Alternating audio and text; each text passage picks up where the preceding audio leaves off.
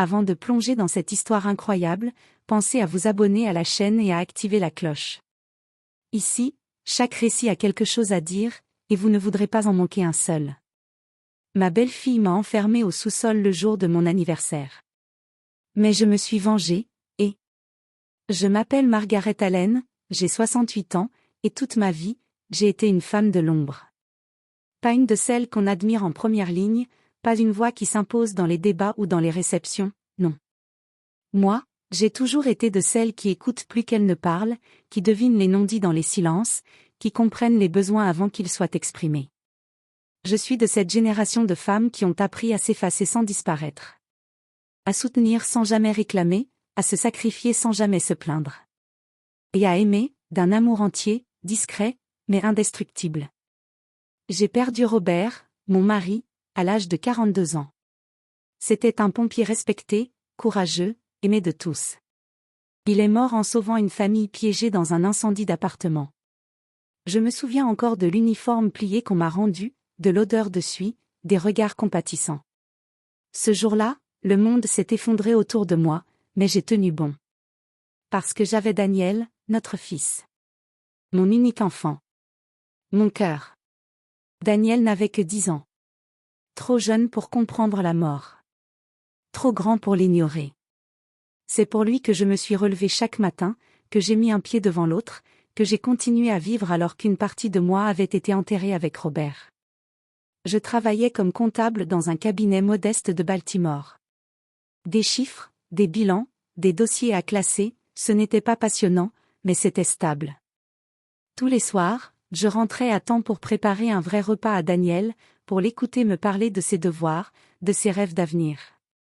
Je connaissais ses moindres expressions, ses silences d'enfant fatigué, son excitation maladroite les veilles de rentrée. Je l'ai élevé avec rigueur et tendresse. Je lui ai appris l'honnêteté, la persévérance, et surtout, la loyauté. Quand il a annoncé vouloir devenir architecte, j'ai vendu la vieille voiture de Robert pour l'aider à financer sa première année. J'ai travaillé les soirs pour couvrir les frais. Je ne l'ai jamais dit à personne, pas même à lui. C'était normal. C'était mon rôle de mère. Et quand il a rencontré Olivia Morgan, une jeune femme dynamique, brillante, souriante, j'ai sincèrement cru que la vie lui offrait ce que moi, je n'avais pas eu, un avenir rempli. Je l'ai accueillie avec chaleur. Je me suis mise en 4 pour qu'elle se sente chez elle. Je cuisinais ses plats préférés, je lui offrais des attentions, je me suis même effacée un peu, trop. Mais très vite, quelque chose a changé. Dans son regard, il y avait parfois ce petit éclat de condescendance, cette manière polie mais distante de me parler comme à une pièce du décor. Elle me remerciait avec un sourire figé, mais j'entendais déjà dans sa voix le soupir qu'elle n'exprimait pas. Et puis, doucement, elle a commencé à poser ses conditions. Elle trouvait que je m'impliquais trop. Elle parlait de la santé de leur couple, de frontières saines, de besoin d'espace. Je n'ai rien dit quand ils ont déménagé. Je n'ai rien dit quand Olivia a commencé à filtrer mes appels. Je n'ai rien dit non plus quand ils m'ont proposé de venir habiter, près d'eux, dans une annexe de leur maison, un sous-sol aménagé que l'on m'a décrit comme intime, calme, idéal pour une femme de mon âge. Elle appelait ça un espace cosy. Moi, je voyais une trappe dorée. Un isolement maquillé en générosité. Mais j'ai accepté. Parce que j'aimais mes petits-enfants, Lily et Noah, et que je voulais continuer à les voir grandir. Je voulais qu'ils sachent que leur grand-mère était là. Je voulais rester dans leur paysage, même si je devais me taire un peu plus chaque jour. Et puis, il y avait Daniel. Toujours souriant. Toujours gentil. Mais toujours silencieux lorsqu'il aurait dû parler. J'aurais dû comprendre. J'aurais dû voir venir la suite. Mais quand on est mère, on préfère parfois fermer les yeux plutôt que de briser l'illusion du bonheur de son enfant. Ce fut ma faiblesse. Et leur opportunité. Le 5 mai, c'était mon anniversaire. 68 ans. Une vie entière derrière moi. Une vie de silence, de sacrifice, de gestes invisibles. Je ne m'attendais pas à des feux d'artifice ni à une pluie de cadeaux, je n'en avais jamais été friande, mais j'espérais, au fond de moi, un petit moment. Juste ça. Un petit déjeuner simple avec Lily et Noah, leurs petits bras autour de mon cou, une carte bricolée à la main, peut-être un bouquet de fleurs du jardin. Peut-être un gâteau au citron, comme ceux que je faisais à Daniel quand il était petit. Mais ce matin-là, le silence m'a accueilli. Depuis le sous-sol, j'ai entendu quelques bruits filtrés à travers le plancher, des voix feutrées, des rires étouffés, des sons de vaisselle qu'on installe, le tintement des verres qu'on aligne. Une atmosphère de fête, oui, mais pas celle que j'attendais. Je me suis dit que j'avais peut-être mal compris, que la surprise m'attendait là-haut. Alors, sans faire de bruit, j'ai remonté l'escalier étroit qui mène au salon principal. J'avais oublié mon tricot dans un fauteuil. Il faisait encore frais ce matin-là, la lumière entrait par les interstices du rideau, diffusant cette clarté pâle qui annonce une belle journée de printemps. Arrivé à la dernière marche, j'ai posé ma main sur la poignée, mais elle ne bougeait pas. La porte était verrouillée. De l'extérieur. J'ai cru d'abord à une maladresse. Peut-être un jeu des enfants. Alors j'ai frappé doucement, la voix encore tremblante d'un reste d'illusion. Daniel? Olivia? C'est maman, la porte est bloquée. Aucune réponse. Je suis restée là, la main posée sur le bois, figée. Puis j'ai frappé un peu plus fort. Et c'est là que je l'ai entendue. Sa voix. Froide. Dure. Calculée. Margaret, tu vas rester un peu tranquille aujourd'hui. On a des invités importants, et tu as eu assez d'attention pour une vie. La voix d'Olivia. J'ai senti le sol s'effondrer sous mes pieds. Littéralement. Mes jambes ont cédé, mes mains tremblaient. Mon souffle s'est coupé comme si on m'avait giflé sans prévenir. J'ai eu un instant de confusion, comme si je ne comprenais pas ce qui venait de se passer. Puis une nausée sourde est montée dans ma gorge. Elle m'avait enfermée. Pas par accident. Délibérément. Le jour de mon anniversaire. Je me suis tournée, lentement, comme dans un rêve. Le sous-sol n'avait ni téléphone fixe, ni réseau suffisant pour passer un appel. Tout juste une vieille radio et quelques livres. C'était censé être un endroit calme, propice à la tranquillité. En réalité, c'était un tombeau aménagé. J'ai frappé à nouveau. Je criais cette fois. Daniel. Daniel, s'il te plaît, je suis là. Tu ne vas pas. Mais personne n'est venu. J'ai fini par m'asseoir sur la dernière marche, comme une vieille poupée oubliée. Mon cœur battait à tout rompre, mais mes mains étaient glacées. J'ai senti les larmes monter, mais pas celles d'un chagrin passager. C'étaient des larmes d'humiliation. De trahison. Car ce qui me brisait, ce n'était pas le silence d'Olivia. C'était celui de Daniel. Mon fils. Mon propre fils, qui savait. Qui laissait faire. Et je suis restée là, seule, assise dans ce sous-sol tiède, pendant que la musique, là-haut, montait. Des rires, des toasts, des conversations animées. Une fête. Pas la mienne. Je ne sais pas combien d'heures ont passé. Le temps ne comptait plus. À un moment, je me suis levée, j'ai regardé mes mains ridées, tachées par le temps, et j'ai vu les mains d'une femme que plus personne ne regarde. Ce jour-là, dans cette cave aménagée aux murs beiges et aux meubles trop propres, quelque chose en moi s'est brisé. Mais autre chose s'est réveillée. Plus fort. Plus froid. Plus clairvoyant. J'ai compris une chose, je n'étais plus la bienvenue. Ni dans leur maison, ni dans leur monde. Et surtout, que je ne pouvais plus compter que sur moi-même. Après ce jour, quelque chose en moi s'est figé, mais une autre part s'est réveillée. J'ai cessé d'espérer qu'ils me voient. J'ai cessé d'attendre des gestes. J'ai rangé mes souvenirs dans une boîte mentale, bien fermée, avec les vieilles photos, les cartes faites à la main, et les mots doux qui n'étaient plus d'actualité. J'ai rangé aussi ma douceur. Ma patience. Ma fidélité silencieuse. Je me suis regardée dans le miroir de la salle de bain du sous-sol. Mes yeux avaient changé. Ils n'étaient plus ceux d'une mère. C'étaient ceux d'une veille louve. Fatiguée. Mais lucide. Résolue.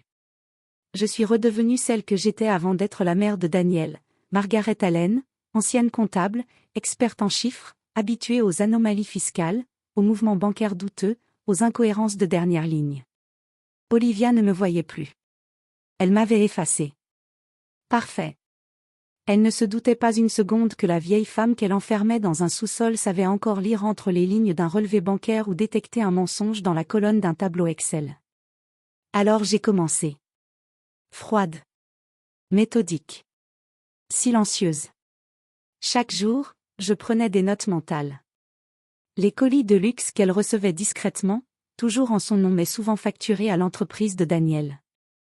Les visites d'un certain consultant financier, toujours les vendredis à la même heure. Les conversations téléphoniques qu'elle avait en haut-parleur quand elle croyait être seule.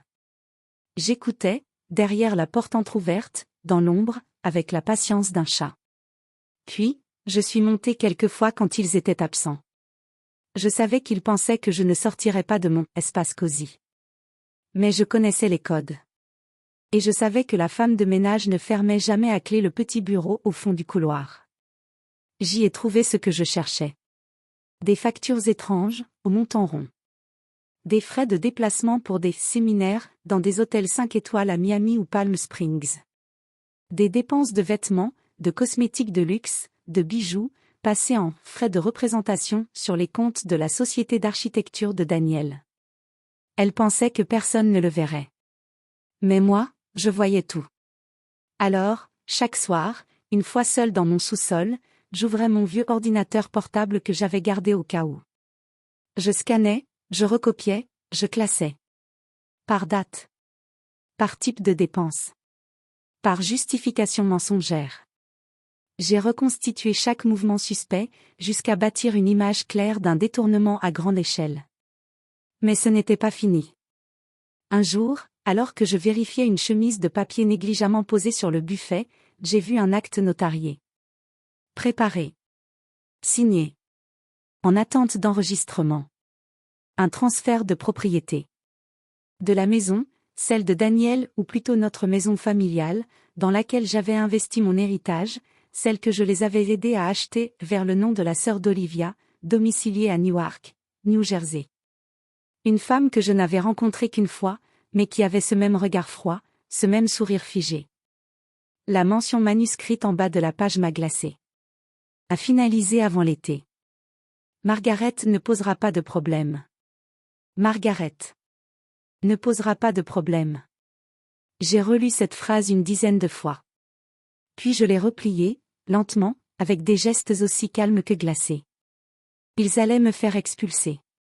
Avec méthode. En douce. Par ruse. J'avais donné ma vie à Daniel. J'avais accueilli Olivia. J'avais fermé les yeux. Et eux, ils m'enterraient vivante. C'était trop. Ce jour-là, j'ai cessé d'être la femme qu'on oublie. Je suis redevenue la Margaret Allen que même les contrôleurs fiscaux évitaient à l'époque. La Margaret qui calcule. Qui trace. Qui ne laisse rien au hasard. Et cette fois, je ne faisais pas ça pour l'entreprise d'un client.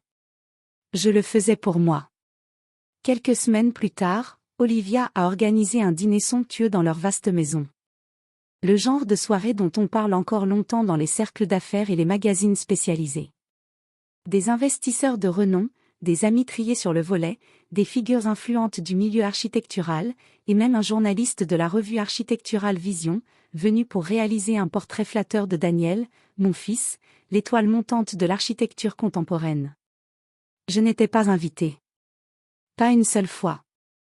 Le carton d'invitation ne portait pas mon nom. Mais moi, j'étais prête. Ce soir-là, j'ai enfilé ma plus belle robe bleu marine, celle que j'avais portée au mariage de Daniel, 10 ans plus tôt. Une robe simple, élégante, taillée sur mesure, comme un uniforme de guerrière silencieuse. Je me suis coiffée soigneusement, mes cheveux argentés relevés en un chignon discret, mes mains tremblaient légèrement, mais mon regard était assuré. J'avais imprimé un dossier complet, lourd, bien relié. La couverture était sobre. Détournement et fraude dossier confidentiel. Dedans, chaque page était une preuve. Chaque document, une pièce du puzzle. Et, dans ma poche, une clé USB contenant tous les fichiers numériques, prêts à être dévoilés. Tout était prêt. Rien ne pouvait plus m'arrêter. J'ai attendu que la fête batte son plein. J'ai écouté de loin les rires, les discussions brillantes, les verres de vin s'entrechoquaient. L'ambiance était légère, trop légère. Il ne se doutait de rien. À 20h15 précise, j'ai posé la main sur la poignée de la porte du sous-sol. Le silence est tombé comme un couperet quand j'ai ouvert cette porte, et que je suis montée calmement, droite, les épaules droites comme si j'étais une reine. Tous les regards se sont tournés vers moi. Le murmure s'est tu. Margaret, a soufflé Olivia, le visage blême, ses yeux cherchant une issue, une explication, une raison d'exclure ce qui venait de se produire. Bonsoir à tous, ai-je dit d'une voix claire, posée. Je suis la mère de Daniel. Et j'aimerais profiter de cette belle soirée pour faire une petite présentation. Un silence lourd s'est installé. Je me suis tournée vers le journaliste, qui tenait son carnet et son stylo, surpris de voir cet invité inattendu. Vous écrivez souvent sur les belles réussites, n'est-ce pas? Voici le revers du décor. Je lui ai tendu le dossier avec fermeté. Il l'a ouvert, ses yeux parcourant rapidement les pages, et j'ai vu son visage se crisper, blanchir. L'expression d'un homme pris entre l'incrédulité et la certitude d'avoir sous les yeux une bombe. Olivia, paniquée, a tenté de m'interrompre, sa voix tremblante trahissant sa peur. C'est grotesque. Elle délire, c'est une vieille femme aigrie, jalouse et revancharde. Je l'ai interrompue froidement, le regard dur. J'ai déjà envoyé une copie de ce dossier au département du Trésor et à l'inspection fiscale. Tout cela sera examiné de près. Daniel, mon fils, s'est levé brusquement, pris entre deux tempêtes invisibles mais palpables. Il tremblait, désemparé, ne sachant plus où poser son regard, cherchant désespérément un appui, une parole pour apaiser la tempête. La salle, d'habitude pleine d'éclats et de conversations légères, était soudain figée, suspendue à mes mots. Je sentais dans leurs yeux le poids de la vérité, cette vérité que j'avais gardée silencieuse trop longtemps, mais qu'aujourd'hui, je leur imposais sans pitié. Le lendemain matin, la maison était étrangement silencieuse. Olivia avait quitté les lieux en pleine nuit, emportant avec elle ses valises, ses secrets, et sa colère contenue. Avant de partir, elle avait juré qu'elle allait se défendre, qu'elle nierait tout en bloc, que les accusations n'étaient que le fruit de l'esprit aigri d'une vieille femme rancunière. Mais au fond d'elle, je savais qu'elle comprenait une chose, les preuves étaient irréfutables.